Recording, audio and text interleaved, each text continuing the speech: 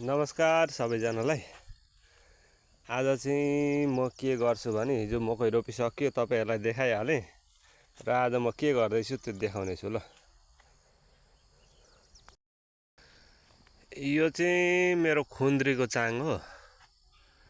लगभग यस्तो लामो 50-55 फिट छ। यस्तो लामो बहल उता 25-30 फिट छ र मैले चाहिँ यो किसिमले चाङ लगाउँदैछु। जस्तै माथि लगाइसकेर हो, यो चाहिँ बनाएर रेडी गरेको हो।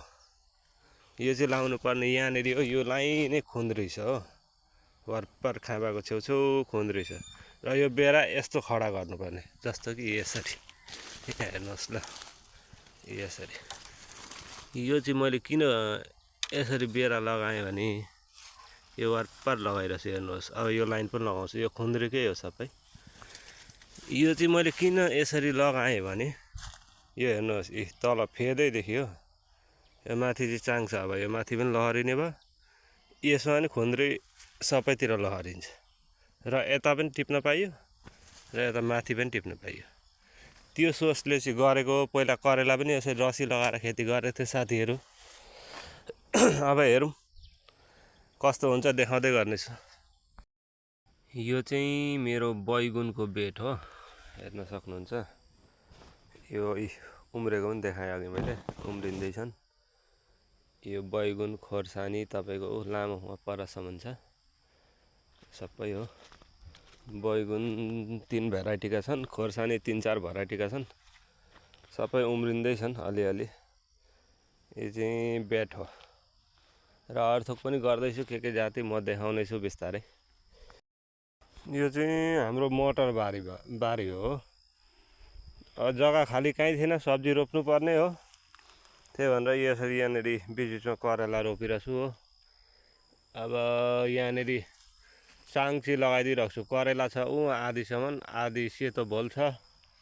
त्यता पनि सब्जी झिगेना भोल करेलाहरू अब आइटेम छन्।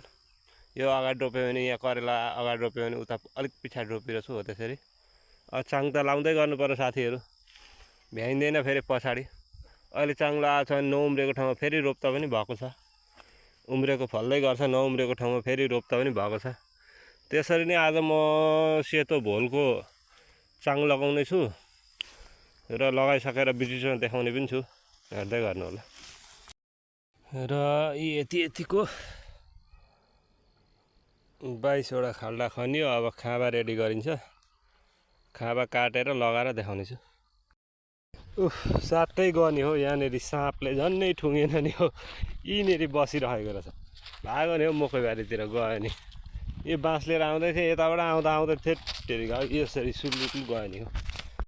कस्तो यस्तो ठन्डा दिनमा पनि निस्केको हो साँप, कि गरम दिन लाग्न थालेको हो साथी हो। यो चाहिँ साथी हो इस्कुसको पुली, उम्रेछ इस्कुस हो।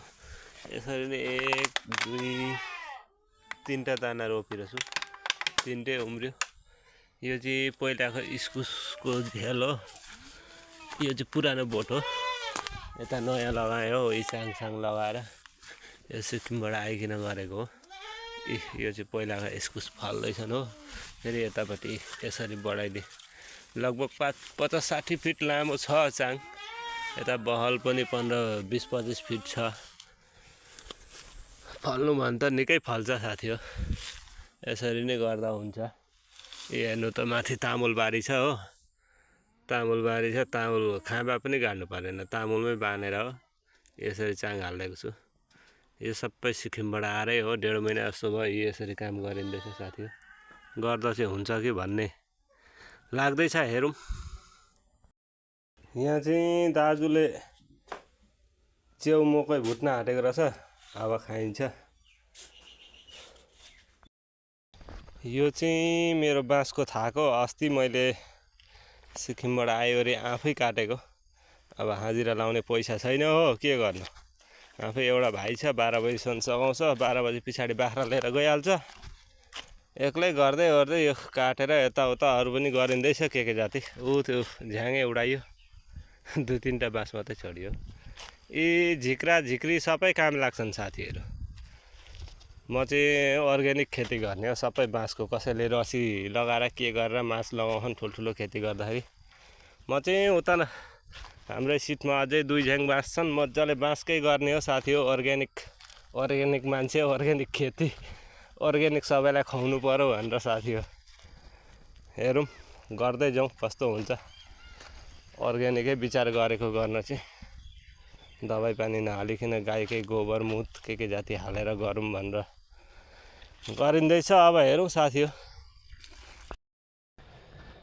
आज चाहिँ यति नै काम गरियो भनौँ न। अब एकछिन गरिन्छ, अँध्यारो हुन आँट्यो। मोबाइल चार्जमा राख्नुपर्ने स्विच अफ हुन आँट्यो। दिनभरि सँगै थियो। यसका खुट्टा सुट्टा काटेका छन्, बलासला लगाइसकिन्छ होला आज। हाम्रो काइली काकी आलु खन्नु हुँदैछ, सब्जी होला। अर्ग्यानिक हेर्नुहोस् साथीहरू, अर्ग्यानिक चिज खान पाइन्छ हाम्रो गाउँमा। यो सबै थोक अर्ग्यानिकै हो। यहाँ मटर सटर, यो कोपीहरू सब अर्ग्यानिकै हो। र यस्तै छ साथी हो। आजको लागि चाहिँ यति नै हो।